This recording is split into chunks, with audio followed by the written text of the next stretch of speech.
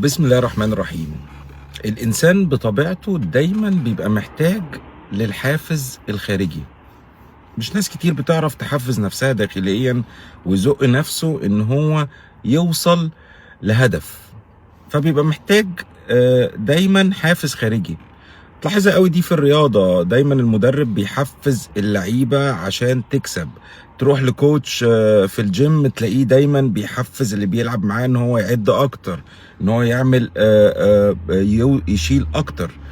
فدايما المحفز الخارجي ده بيبقى عليه عامل كبير جدا من نجاح الانسان. ولله المثل الاعلى بقى. الآية 133 من سورة آل عمران، تلاقي بقى التحفيز الإلهي. ربنا بدأ الآية وبيقول وسارعوا إلى مغفرة من ربكم. بص كلمة وسارعوا اللي هو يلا اتحركوا بسرعة، اتحركوا بسرعة، مفيش وقت، يلا اوصلوا للهدف. الهدف اللي هو مغفرة من ربكم، ده الهدف اللي احنا عايزينه.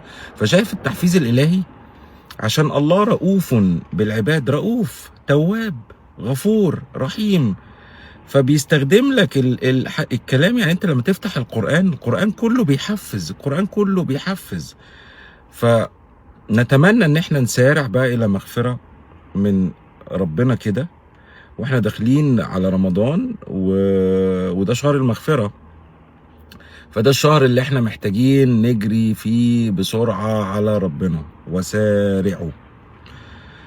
رمضان كريم وكل سنة وانتم طيبين، والسلام عليكم ورحمة الله وبركاته.